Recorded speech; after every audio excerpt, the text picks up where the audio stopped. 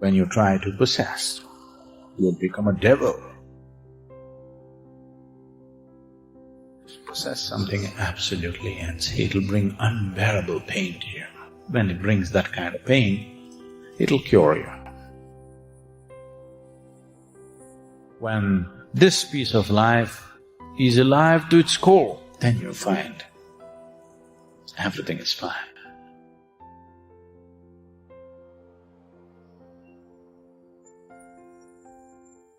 Namaskaram, Sadhguru.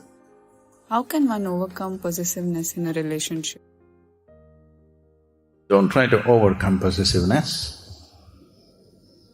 Just possess something absolutely and see. Once you know the pain of trying to possess something, once you know the pain of that, the pain will heal you of possessiveness.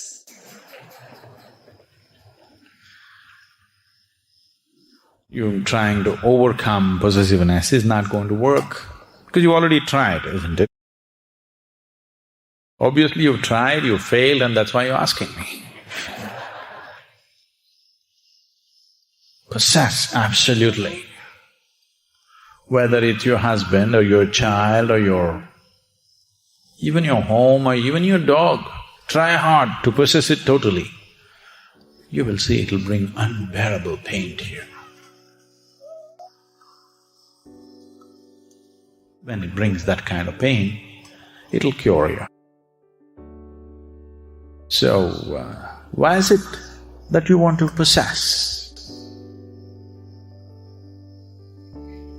You know, in India or anywhere in the world, if you say somebody is possessed, what it means? The one who is possessed is a victim. But one who possesses, you know who he is? You are just that. When you try to possess, you'll become a devil. No, I love very much. But yes, with good intentions, you will become a devil.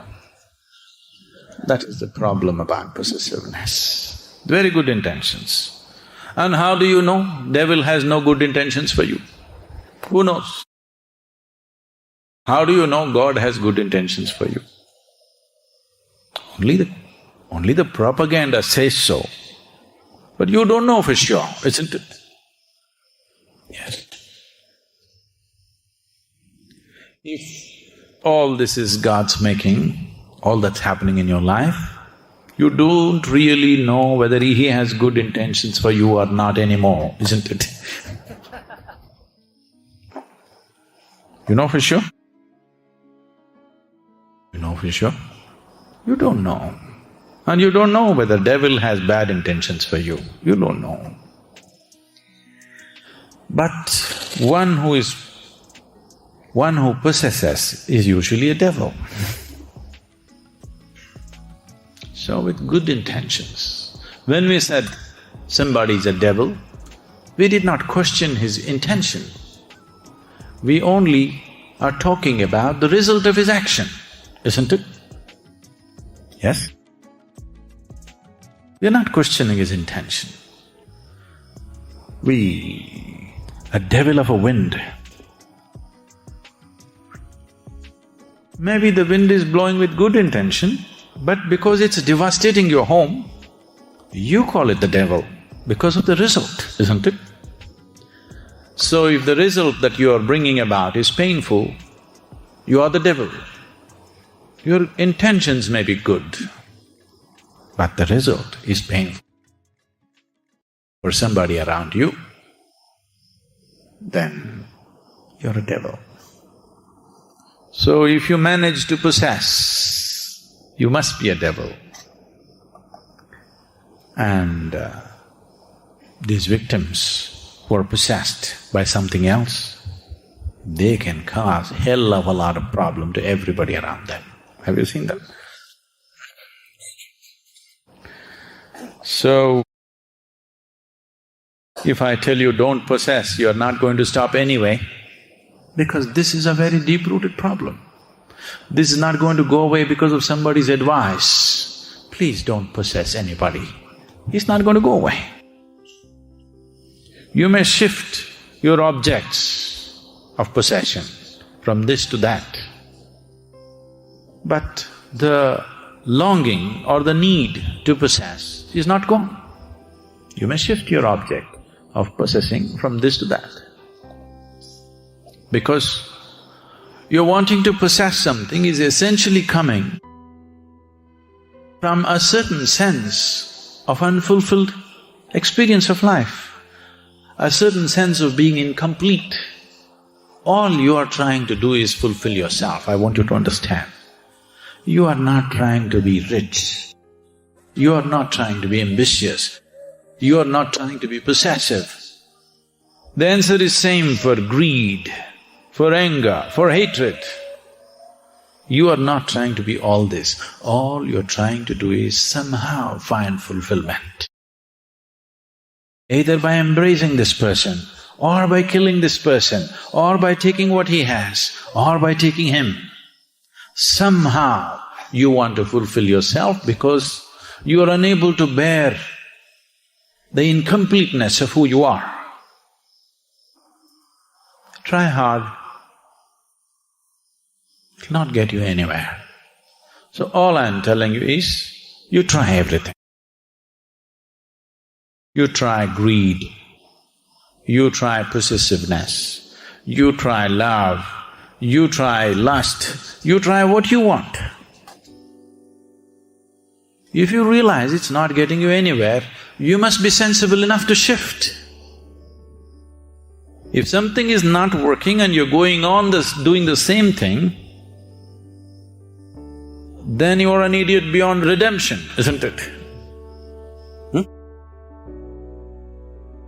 Don't listen to my advice. Try something. If it works, go on that path. If it doesn't work, leave the nonsense and try something else, isn't it? And you will see, none of these things will work. All of them will create a sense of as if it's going to work, but they'll deceive you later. Try hard and see. Don't try in a lukewarm way. Try absolutely. If you try absolutely, within 24 hours you will know. If you try off and on in lukewarm ways, it'll take a lifetime to know. Then if there are 24 qualities, you need 24 lifetimes to realize this doesn't work, this doesn't work, this doesn't work, this doesn't work. If you try really hard, within 24 hours you will know it doesn't work. Whatever it is, your problem, go all the way into it. You'll see, within 24 hours, this is no good, it will never work. It'll be 100% clear to you. Once it's clear to you, I trust your intelligence. The only thing that I trust is intelligence, because life is intelligence. The tree is blossoming, it is a certain intelligence. The very earth that you walk upon is intelligent, the air that you breathe is intelligent. One way of looking at life is just an explosion of intelligence. What you call as creation and what you refer to as the creator is the ultimate intelligence, isn't it? That's the only thing you can trust right now. And that will function only if you go all the way. If you go like this, it'll give you a false sense of comfort and solace. You can carry on with these stupid things for a whole lifetime. You know it doesn't work, but it's not intense enough. So give yourself absolutely to whatever nonsense you're doing. Very soon, within a day, you will know it doesn't work. It doesn't work. If you realize it doesn't work, I believe you will shift. Am I wrong? Can I believe that you will shift? Something doesn't work and you're sure it doesn't work, you will shift. Fulfillment. Completeness is not going to happen by getting this or getting that. It'll only happen when this piece of life is alive to its core, that the very source of creation in this you have divined.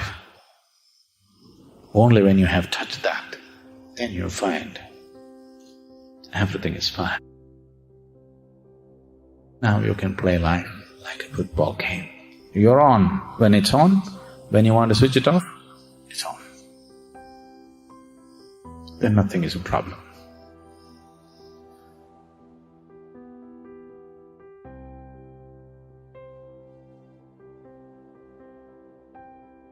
A man who's working with such intensity and commitment is not working for not producing result. The problem is, you heard what Krishna said through the words of a king's servant.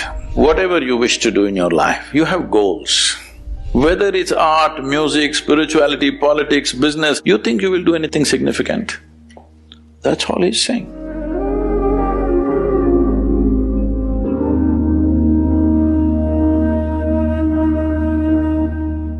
In the Bhagavad Gita, Lord Krishna advises us to keep putting in effort without being attached to the results. But I find it incredibly hard to keep working and not obsess over the results. And I would love to know how we can better practice putting in effort while being detached to the results. Well,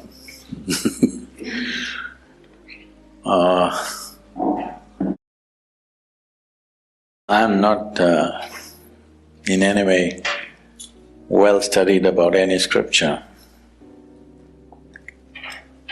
It's unfortunate, but I have to say I have not even read the Gita. But we know the life of Krishna, that people think Krishna means butter, girls and flute. But you need to understand this. All these things happened only till he was 16 years of age. So after 16, he lived an extremely committed life. His commitment was to marry the political process of the day with the spiritual process, because he saw, unless those who wield power are essentially in their experience have a larger sense of life and an inclusive sense of identity, not my family, my children, my husband, my wife, this stuff, you have a larger sense of identity, only then you must wield power. Otherwise, it will lead to corruption. People say, power is corruption. Power is not corruption. Limited identity is corruption. They believe they're doing the right things and they're doing the horrible things all the time because their identity is so small. So he was trying to change this. This was his whole life's mission. And always working for results. Hello? A man who's working with such intensity and commitment is not working for not producing results. Obviously, he's working for results. The problem is, you heard what Krishna said through the words of a king's servant. Nobody else told you. He only spoke to Arjuna. Arjuna never spoke. He lived for 36 years after that incident, but he never uttered one word what Krishna told him. Have you heard anywhere? He ruled as a king, but never once he said, Krishna told me this on the battlefield, not once. So everything that you have heard is only from Sanjaya, who was a king's servant. You must understand the quality of a king's servant, he's very reliable. See, if you… let's say, if your husband or wife or children, they saw something, they come and tell you, they will add a little bit of their own stuff and tell you. It is intrinsic to a human being. Their own opinions, ideas, other things will naturally get into what they're speaking. But a king's servant is trained never to add his opinion, otherwise his head will go. He will only interpret everything word by word as it was. So he's a kind of a ancient tape recorder, okay? He's recording and just telling the king, this is what he's saying. But there's no context. What is shared between two people where there's a very deep relationship? If two lovers are doing something, talking to each other, somebody else may think they're quarreling, but they're doing their love affair. So this is a love affair between Krishna and Arjuna because they know each other very intimately. So he's speaking a certain language. So as king's servant takes word by word without knowing the context or understanding what it is, the experiential dimension of what it is, and he's saying. So having said that, see, essentially it is just this, whatever you wish to do in your life, you have goals. What kind of goal will you set up? Right now you're in the university. What kind of goal will you set up? What you already know, you will exaggerate that a little bit and think it's a big goal in your life. Generally people call this an ambition, I call this a constipation. Because you're trying to handle life little by little, just like constipation. If you have a goal, your goal cannot be something absolutely new, it is only an exaggeration of what you already know, yes or no? Can you think of a goal that you simply don't know? How is it even possible? So, what he is saying is, there is a direction we have taken, but you have to be dedicated to the process, otherwise goal will just be hallucination. If you do one thing right now, just don't take this one breath, take the other breaths, let me see. I can't do it. That's all he's saying. He's saying without taking this step properly, you hallucinate about the goal, what is the point? In yoga we say this very simply. We say if you have one eye on the goal, you have only one eye to find your way, it's inefficient, that's all. So he's just talking about in a battle, if you're inefficient, it is not that you won't get your increment or promotion, you just get dead. Hello?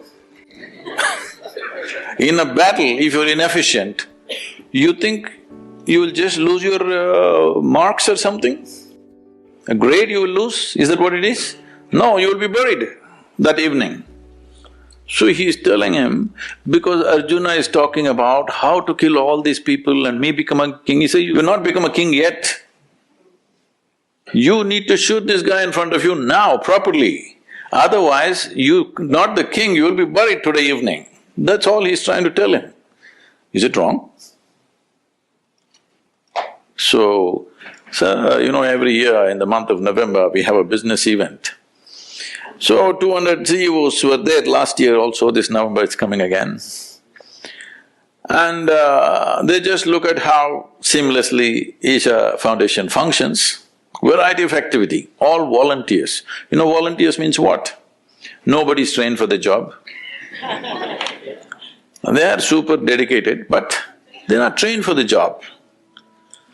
And you can't fire them because they're volunteers. If you hire them, you can fire them. They're volunteers, how to fire them, you can't. So they looked at this and said, Sadhguru, we pick up the best from IITs and IIMs and all this stuff, but you're just doing with volunteers and your organization functions better than our companies, how is it? I said, see, all of you are dedicated to the goal. Here, I have continuously instilled in people that you're absolutely devoted to the process. Now what you're doing? You do this well. Most of them don't even know where I'm taking them, all right? They're working for a certain project, they don't know what is the goal. I have something else, if I tell them right now, they'll freak. Because my goals are so far, they will give up. So right now, we have instilled this in them, you just absolutely involved in the process. Know the joy of involvement, first of all.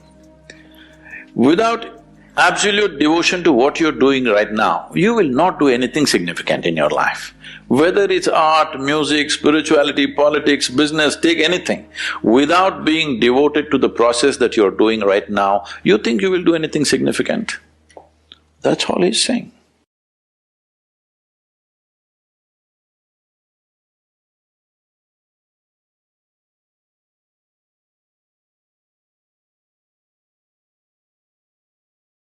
You get into a certain rhythm which is compulsive within you, you will be just a repetition of the past. If you want to break your emotional rhythms, these are simplest tools, may be drastic, but if you don't want to waste time in your life, that's the way to go.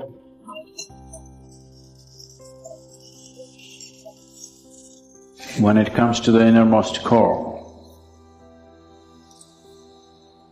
it is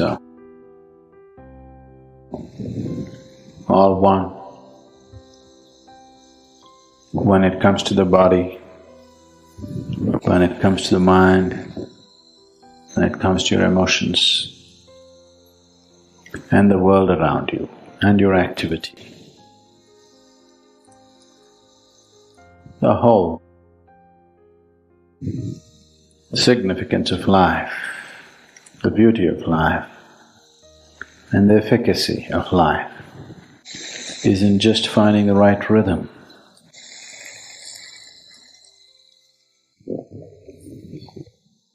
What is your rhythm?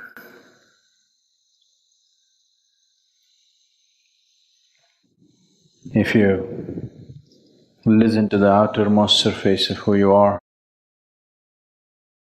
there will be one kind of rhythm. If you delve a little deeper, there will be another kind of rhythm. There is a very surface rhythm which will find expression in very fundamental needs and compulsions of who you are. If you watch yourself a little more closely, you will see there is a psychological rhythm which need not necessarily match with the needs and compulsions which drive you on a daily basis. If you watch with little more sensitivity, you would notice an emotional rhythm which is of a completely different nature than your psychological rhythm. If you watch much more keenly, you may notice a certain chemical rhythm which could be more connected to our emotional cycles than anything else. If you watch with much more awareness, you may notice a certain energy rhythm which will not have anything to do with any of these things, but it causes everything else. But if you look deep enough, there is no rhythm, it's utter stillness. There is nothing to do about one stillness, just to take a dip is all you can do. But all the other realms need to be worked at. Your energies, your chemistry, your emotion, your thought, your body, your desire, and the karmic rhythms, these things need to be worked at. Otherwise, you will be just a repetition of the past. If you get into a certain rhythm which is compulsive within you, you will be just a repetition of the past over and over again. Nothing new will ever touch you. So to find the rhythm and consciously to change the rhythm, to make the rhythm more profound, more complex, or more simple. Above all, to be able to consciously change the rhythm, not to be like a broken record, that you go on singing the same rhythm all the time, all the time, all the time. At the age of 60, somebody comes to me yesterday and says, "My husband is not paying enough attention to me." I said, "You must be glad."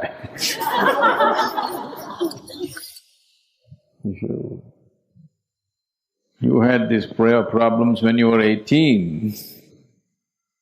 Not good, but understandable. At 60, you still have the same problem. At 60, if you're still a teenager, oh, nobody's going to tolerate you. Yes? Nobody's going to tolerate a 60-year-old behaving like a teenager, isn't it? So, if you do not learn to consciously change the rhythm of body, mind, emotion, chemistry and energy, you will become like a broken record, simply repeating the same things over and over again. The easiest way or the simplest way to break the rhythms which are compulsive within you is to start doing things that you don't like. You would like to start the morning with a chocolate, but here you start with a neem ball. Just what you don't like.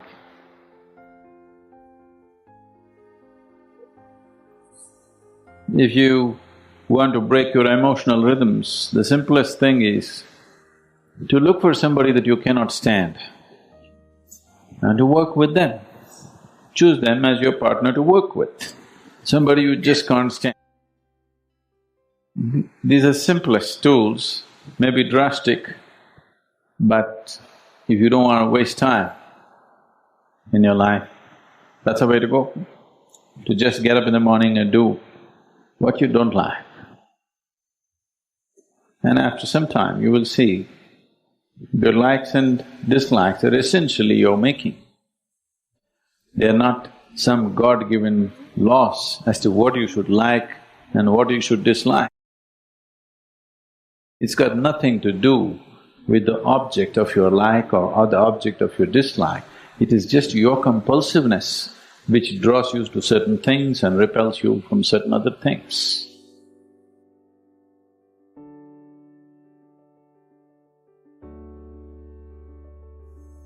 Begin this interview by asking you that what made you conceive this Adi Yogi and what made you come to this conclusion that it is necessary and important in pursuit of your spirituality and for people? It's not in pursuit of my spirituality. My spirituality doesn't need any form. I don't need a temple nor a mountain, nor a statue. But to inculcate this in the world, to bring spiritual process as a day-to-day aspect of your life, my fundamental goal is to bring down spirituality from the mountain top to the street. I want to redefine the term street. Right now, if you say street, people will think booze, drugs, prostitution. This is what street represents. It's my vision that in the next 15 to 20 years, we need to transform this street. Street should mean well-being, street should mean love, street should mean meditativeness, street should mean spiritual process. In this effort, there are many things being done. One important thing is an iconic face. So, Adi Yogi predates all religion. And before the idea of religion came, he expounded the science of human well-being in a scientific way. Not as a philosophy, not as a religion, not as a belief system, not as an ideology, but as a technology, as a science, methods of transformation, not philosophies of transformation. So, he's relevant, though he is 15,000 years ago. He belongs to the future, Because only now humanity is coming to this place where human intellect is firing like never before, more people can think for themselves than ever before, people are looking at things logically. I think the appropriate time for Adi Yogi to explode on the planet has come because human intellect has come to that place where they can start looking at their well-being with not fanciful belief systems or ideologies, but as a science. As there is a science for external well-being, there's an entire science for inner well-being. You know, That's what he represents. In your discourse, you have been talking about form, structure, relevance of creating scientific spaces for meditation. Can you please elaborate on the fact when you say that the art and the science of temple making has been lost? Why do you say that in your discourse? See, all physical form, whether it's your own body or the planet or the solar system or the universe or the atom, from the smallest to the ultimate physical manifestation. Physical manifestation is the way it is because of its geometric proportions. It is perfection of geometry which holds physical forms in space. This planet is not tied to the sun with a cable, it's a geometric perfection. If it goes off this orbit, it won't come back again. It holds that because of a certain geometric perfection. So, entire science of yoga is just this, to get your system into such a geometric perfection that you are aligned with the cosmic geometry. In this effort, we also create physical forms. Look at this form, this is not about aesthetically, yes, there is a certain beauty to it, but above all, there is a geometric perfection to this, that if you view Adi Yogi's face for a minute, without taking off your attention, that's it, for your life. This image will be imprinted on your mind, you can never take it off. The idea is to put that imprint into people's minds so that their inspiration is towards their inner well-being. Their inspiration and their natural longing will become for their ultimate well-being, not squandering their life doing petty things.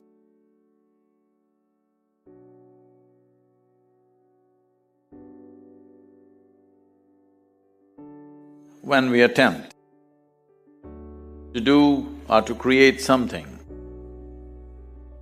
of a certain scale and of a certain impact, in the process of doing it, you know, there is lot of sacrifice, there is lot of pain, physical at least. Here we have leaders of the forces in the country, chief of border security force is here. In trying to protect the country, there is a lot of pain. Every day, somebody dies. All of us will die. Even if you drive on the street or walk on the street, you may get killed. But you don't go there knowing that somebody is trying to kill you. It's a very different thing. A lot of people say, what's a big deal about being a soldier? More people die on the street. Those who die on the street do not go there knowing that somebody is trying to kill them. Yes? They get killed, unfortunately. But knowing that somebody is trying to kill you, you go there and still do what you have to do, that's a different job altogether. One more cool question, cool it must be. Not a hot question, not a burning question, cool question. You have a cool question? Huh? What is… Cool, cool life. When you get wet in the rain, it's cool. You take a dip in the Tirthakund, it's pretty cool. It's cool life.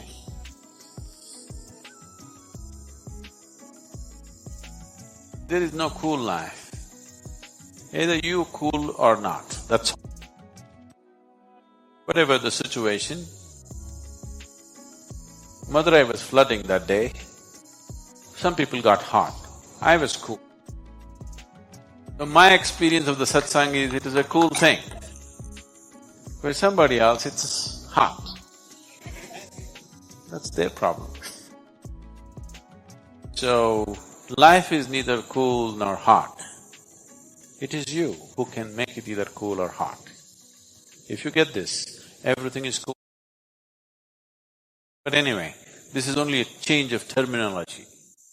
In 70s, 80s, if something was good, we said, it's hot, man. Now they're saying, it's cool, man. It's just change of terminology for the same thing, okay? Something is good. People, maybe this, it's hot came from North Pole. With the global warming, the terminology is changing, cool is in, hot is out. But at that time, hot was the good thing. It's a hot thing. You know the language in 70s and 80s, everybody says it's a hot thing. If somebody is really good, you said, oh, he or she is hot. Now they say see this one, come here. Come. Come here, come here. You must see how she's laughing at every joke. Huh? Look at